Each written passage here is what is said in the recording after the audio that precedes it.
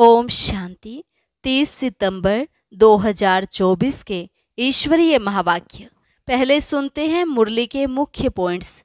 बाबा ने कहा, अपनी उन्नति के लिए बैटरी चार्ज करनी है, दूसरों का चिंतन नहीं करना, अभी तो अपना चिंतन करना है। कहा भी जाता, अपनी घोट तो नशा चढ़े, पर चिंतन में टाइम वेस्ट नहीं करो। बाप की याद से अपने समय को सफल करना है। बाबा ने कहा, मैं आया ही हूँ तुम बच्चों को यह मंत्र देने, मुझे याद करो तो विकर्म विनाश हो। यह चिंतन करते करते तुम सतोप्रधान बन जाएंगे। नर से नारायण बनने की यही हाईएस्ट युक्ति है। परंतु कई बच्चे हार खाकर चले जाते हैं, फिर उनमें से जरूर कुछ वापस भी आएंगे। अगर अच्छा पुरुषार्थ करेंगे तो कुछ पद पा लेंगे। लास्ट में बाबा ने कहा, मैं जो हूँ जैसा हूँ, कोटों में कोई ही मुझे पहचान सकते हैं। मैं ही ज्ञान का सागर हूँ। तुमको यह राजयोग की नॉलेज देकर पूरे विश्व का मालिक बनाता हूँ। फिर जो जितना पुरुषार्थ करे उतना फायदा जरूर होता है। और अब सुनते हैं महावाक्यों को विस्तार से। मुरली का सार। मीठे बच्चे, अपनी बैटरी चार्ज करने का ख्याल करो। अपना टाइम पर चिंतन में वेस्ट मत करो। अपनी घोट तो नशा चढ़े। प्रश्न, ज्ञान 1 सेकंड का होते हुए भी बाप को इतना डिटेल से समझाने व इतना समय देने की आवश्यकता क्यों? उत्तर, क्योंकि ज्ञान देने के बाद बच्चों में सुधार हुआ है या नहीं, यह भी बाप देखते हैं और फिर सुधारने के लिए ज्ञान देते ही रहते हैं। सारे बीज और झाड़ का ज्ञान देते हैं, जिस कारण उन्हें ज्ञान का सागर कहा जाता है। अगर 1 सेकंड का मंत्र देकर चले जाएं तो ज्ञान सागर का टाइटल भी ना मिले। ओम शांति। रूहानी बाप बैठ रूहानी बच्चों को समझाते हैं। भक्ति मार्ग में परम पिता परमात्मा शिव को यहाँ ही पूजते हैं। भल बुद्धि में है कि यह होकर गए हैं। जहाँ पर शिवलिंग देखते हैं तो उनकी पूजा करते हैं। यह तो समझते हैं शिव परम धाम में रहने वाला है, होकर गए हैं, इसलिए उनका यादगार बनाकर पूजते हैं। जिस समय याद किया जाता है तो बुद्धि में जरूर आता है कि निराकार है, जो परम धाम में रहने वाला है, उनको शिव कह पूजते हैं। मंदिर में जाकर माथा टेकते हैं, उन पर दूध फल जल आदि चढ़ाते हैं, परंतु वह तो जड़ है, जड़ की ही भक्ति करते हैं। अब तुम जानते हो वह है चैतन्य, उनका निवास स्थान परम धाम है। वह लोग जब पूजा करते हैं तो बुद्धि में रहता है कि परम धाम निवासी है, होकर गए हैं, तब यह चित्र बनाए गए हैं जिसकी पूजा की जाती है। वह चित्र कोई शिव नहीं है, उनकी प्रतिमा है। वैसे ही देवताओं को भी पूजते हैं, जड़ चित्र हैं, चैतन्य नहीं है। परंतु वह चैतन्य जो थे वह कहाँ गए यह नहीं समझते। जरूर पुनर्जन्म ले नीचे आए होंगे। अभी तुम बच्चों को ज्ञान मिल रहा है, समझते हो जो भी पूज्य देवता थे वह पुनर्जन्म लेते आए हैं। आत्मा वही है, आत्मा का नाम नहीं बदलता, बाकी शरीर का नाम बदलता है। वह आत्मा कोई न कोई शरीर में है, पुनर्जन्म तो लेना ही है। तुम पूजते हो उनको जो पहले पहले शरीर वाले थे। सतयुगी लक्ष्मी नारायण को पूजते हो। इस समय तुम्हारा ख्याल चलता है, जो नॉलेज बाप देते हैं। तुम समझते हो जिस चित्र की पूजा करते हैं वह पहले नंबर वाला है। यह लक्ष्मी नारायण चैतन्य थे, यहाँ ही भारत में थे, अभी नहीं है।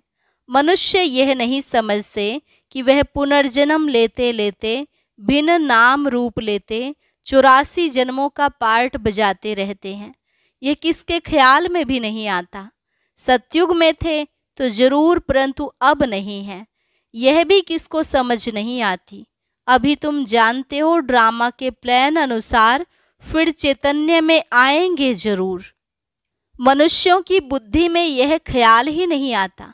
बाकी इतना जरूर समझते हैं कि यह थे। अब इनके जड़ चित्र हैं, परंतु वह चैतन्य कहाँ चले गए, यह किसकी बुद्धि में नहीं आता। मनुष्य तो 84 लाख पुनर्जन्म कह देते हैं। यह भी तुम बच्चों को मालूम पड़ा है कि 84 जन्म ही लेते हैं, ना कि 84 लाख। अब रामचंद्र की पूजा करते हैं, उनको यह भी पता नहीं है कि राम कहाँ गया। तुम जानते हो कि श्री राम की आत्मा तो जरूर पुनर्जन्म लेती रहती होगी।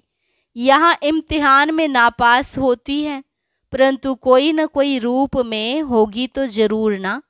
यहाँ ही पुरुषार्थ करते रहते हैं। इतना नाम वाला है राम का, तो जरूर आएंगे, उनको नॉलेज लेनी पड़ेगी। अभी कुछ मालूम नहीं पड़ता है तो उस बात को छोड़ देना पड़ता है। इन बातों में जाने से भी टाइम वेस्ट होता है। इससे तो क्यों ना अपना टाइम सफल करें, अपनी उन्नति के लिए बैटरी चार्ज करें। दूसरी बातों का चिंतन तो पर चिंतन हो गया। अभी तो अपना चिंतन करना है कि हम बाप को याद करें। वह भी जरूर पढ़ते होंगे, अपनी बैटरी चार्ज करते होंगे, परंतु तुमको अपनी करनी है। कहा जाता है अपनी घोट तो नशा चढ़े। बाप ने कहा है जब तुम सतो प्रधान थे तो तुम्हारा बहुत ऊंच पद था। अब फिर पुरुषार्थ करो, मुझे याद करो तो विकर्म विनाश हो। मंजिल है ना, यह चिंतन करते करते सतो प्रधान बनेंगे। नारायण का ही सिमरन करने से हम नारायण बनेंगे। अंत काल में जो नारायण सिमरे, तुमको बाप को याद करना है जिससे पाप कटे, फिर नारायण बने। यह नर से नारायण बनने की हाईएस्ट युक्ति है। एक नारायण तो नहीं बनेंगे ना, यह तो सारी डायनेस्टी बनती है। बाप हाईएस्ट पुरुषार्थ कराएंगे। यह है ही राजयोग की नॉलेज। सो भी पूरे विश्व का मालिक बनना है। जितना पुरुषार्थ करेंगे उतना जरूर फायदा है। एक तो अपने को आत्मा जरूर निश्चय करो। कोई कोई लिखते भी ऐसे हैं, फलानी आत्मा हमको याद करती है। आत्मा शरीर के द्वारा लिखती है। आत्मा का कनेक्शन है शिव बाबा के साथ। मैं आत्मा फलाने शरीर के नाम रूप वाली हूँ, यह तो जरूर बताना पड़े ना, क्योंकि आत्मा के शरीर पर ही भिन्न भिन्न नाम पड़ते हैं। मैं आत्मा आपका बच्चा हूँ, मुझ आत्मा के शरीर का नाम फलाना है। आत्मा का नाम तो कभी बदलता नहीं। मैं आत्मा फलाने शरीर वाली हूँ। शरीर का नाम तो जरूर चाहिए, नहीं तो कारोबार चल ना सके। यहाँ बाप कहते हैं मैं भी इस ब्रह्मा के तन में आता हूँ टेम्परेरी। इनकी आत्मा को भी समझाते हैं मैं इस शरीर से तुमको पढ़ाने आया हूँ, यह मेरा शरीर नहीं है, मैंने इनमें प्रवेश किया है, फिर चले जाएंगे अपने धाम। मैं आया ही हूँ तुम बच्चों को यह मंत्र देने। ऐसे नहीं कि मंत्र देकर चला जाता हूँ, नहीं, बच्चों को देखना भी पड़ता है कि कहाँ तक सुधार हुआ है, फिर सुधारने की शिक्षा देते रहते हैं। सेकंड का ज्ञान देकर चले जाएं तो फिर ज्ञान का सागर भी ना कहा जाए। कितना समय हुआ है, तुमको समझाते ही रहते हैं। झाड़ की, भक्ति मार्ग की सब बातें समझने की डिटेल है, डिटेल में समझाते हैं। होलसेल मना मन मना भव, परंतु ऐसा कहकर चले तो नहीं जाएंगे, पालना देख रेख भी करनी पड़े। कई बच्चे बाप को याद करते करते फिर गुम हो जाते हैं। फलानी आत्मा जिसका नाम फलाना था बहुत अच्छा पढ़ता था, स्मृति तो आएगी ना। पुराने पुराने बच्चे कितने अच्छे थे, उनको माया ने हप कर लिया। शुरू में कितने आए, फट से आकर बाप की गोद ली, भट्ठी बनी। इसमें सब ने अपना लक, अपना भाग्य आजमाया। फिर लक आजमाते आजमाते माया ने एकदम उड़ा दिया, ठहर ना सके। फिर 5000 वर्ष के बाद भी ऐसे ही होगा। कितने चले गए, आधा झाड़ तो जरूर गया। भल झाड़ वृद्धि को पाया है, परंतु पुराने चले गए। समझ सकते हैं, उनसे कुछ फिर आएंगे जरूर पढ़ने। स्मृति आएगी कि हम बाप से पढ़ते थे और सब अभी तक पढ़ते रहते हैं। हमने हार खा ली, फिर मैदान में आएंगे, बाबा आने देंगे। फिर भी भल आकर पुरुषार्थ करें, कुछ न कुछ अच्छा पद मिल जाएगा। बाबा स्मृति दिलाते हैं, मीठे मीठे बच्चे, मामेकम याद करो तो पाप कट जाएंगे। अब कैसे याद करते हो? क्या यह समझते हो कि बाबा परम धाम में है? नहीं, बाबा तो यहाँ रथ में बैठे हैं। इस रथ का सबको मालूम पड़ता जाता है। यह है भाग्यशाली रथ, इनमें आया हुआ है। भक्ति मार्ग में थे तो उनको परम धाम में याद करते थे, परंतु यह नहीं जानते थे कि याद से क्या होगा। अभी तुम बच्चों को बाप खुद इस रथ में बैठ श्रीमत देते हैं, इसलिए तुम बच्चे समझते हो बाबा यहाँ इस मृत्यु लोक में पुरुषोत्तम संगम युग पर हैं। तुम जानते हो हमको ब्रह्मा को याद नहीं करना है। बाप कहते हैं मामे कम याद करो। मैं इस रथ में रहकर तुमको यह नॉलेज दे रहा हूँ, अपनी भी पहचान देता हूँ। मैं यहाँ हूँ। आगे तो तुम समझते थे परम धाम में रहने वाला है, होकर गया है, परंतु कब यह पता नहीं था। होकर तो सब गए हैं ना, जिनके भी चित्र हैं, अभी वह कहाँ है यह किसको पता नहीं है। जो जाते हैं वे फिर अपने समय पर आते हैं, भिन्न भिन्न पार्ट बजाते रहते हैं। स्वर्ग में तो कोई जाते नहीं। बाप ने समझाया है, स्वर्ग में जाने के लिए तो पुरुषार्थ करना होता है, और पुरानी दुनिया का अंत, नई दुनिया की आदि चाहिए, जिनको पुरुषोत्तम संगम युग कहा जाता है। यह ज्ञान अभी तुमको है। मनुष्य कुछ नहीं जानते, समझते भी हैं शरीर जल जाता है, बाकी आत्मा चली जाती है। अब कलयुग है तो जरूर जन्म कलयुग में ही लेंगे। सतयुग में थे तो जन्म भी सतयुग में लेते थे। यह भी जानते हो आत्माओं का सारा स्टॉक निराकारी दुनिया में होता है। यह तो बुद्धि में बैठा है ना, फिर वहां से आते हैं, यहाँ शरीर धारण कर जीव आत्मा बन जाते हैं। सबको यहाँ आकर जीव आत्मा बनना है, फिर नंबर वार वापिस जाना है। सबको तो नहीं ले जाएंगे, नहीं तो प्रलय हो जाए। दिखाते हैं कि प्रलय हो गई, रिजल्ट कुछ नहीं दिखाते। तुम तो जानते हो यह दुनिया कभी खाली नहीं हो सकती है। गायन है राम गयो रावण गयो, जिनका बहुत परिवार है। सारी दुनिया में रावण संप्रदाय है ना, राम संप्रदाय तो बहुत थोड़ी है। राम की संप्रदाय है ही सतयुग में, बहुत फर्क रहता है। बाद में फिर और टाल टालियां निकलती हैं। अभी तुमने बीज और झाड़ को भी जाना है। बाप सब कुछ जानते हैं, तब तो सुनाते रहते हैं, इसलिए उनको ज्ञान का सागर कहा जाता है।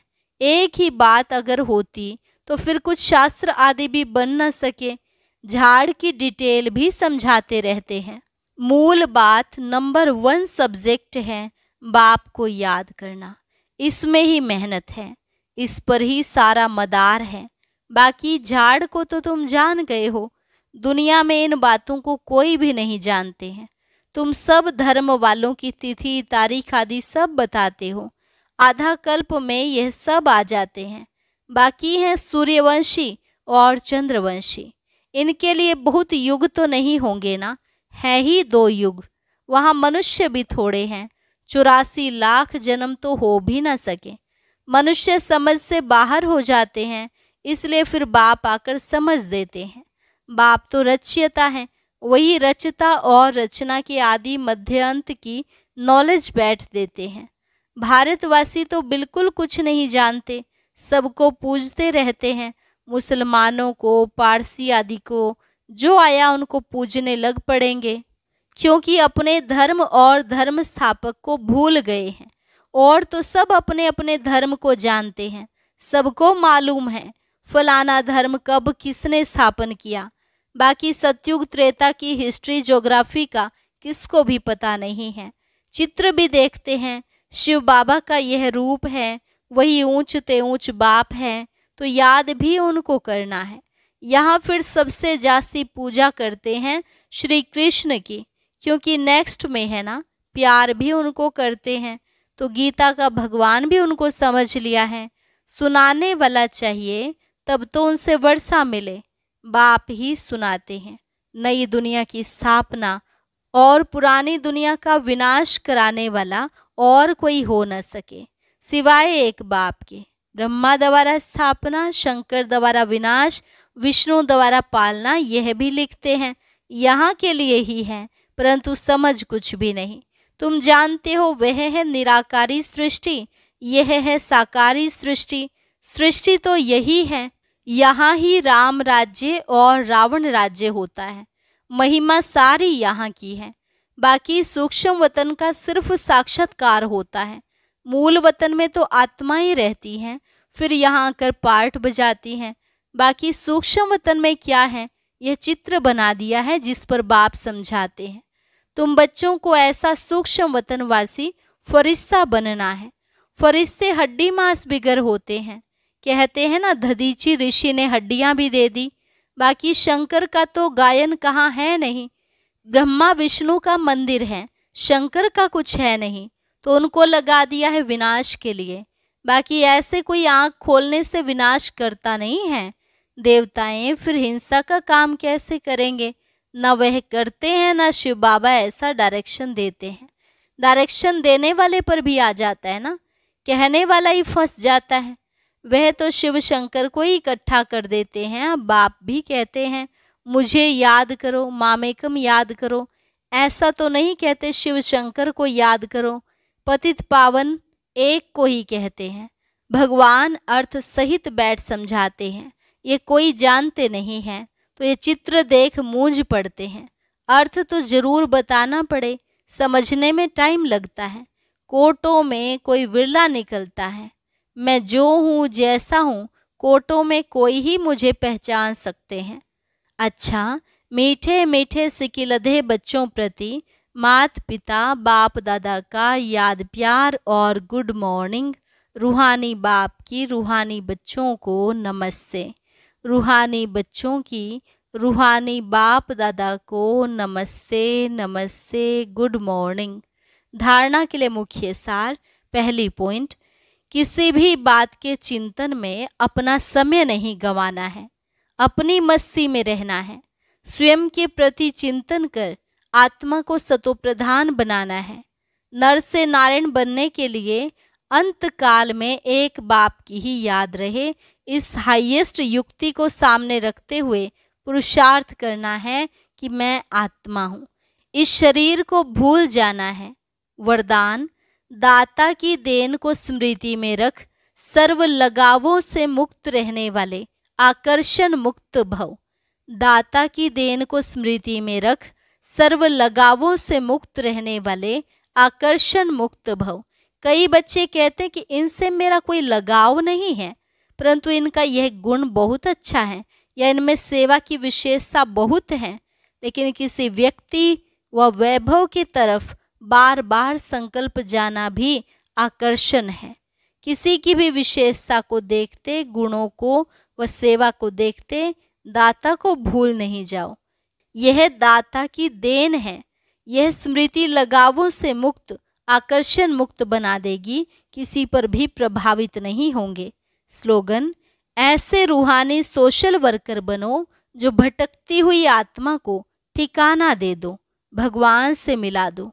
ऐसे रूहानी सोशल वर्कर बनो जो भटकती हुई आत्मा को ठिकाना दे दो, भगवान से मिला दो। अच्छा, ओम शांति। आज के ज्ञान मोती में जानेंगे कि कौन सी एक बात की धारणा करने से सब हमारी प्रशंसा करने लगेंगे। तो यह विशेष ज्ञान मोती सुनने के लिए ऊपर दिए गए बॉक्स पर क्लिक करें।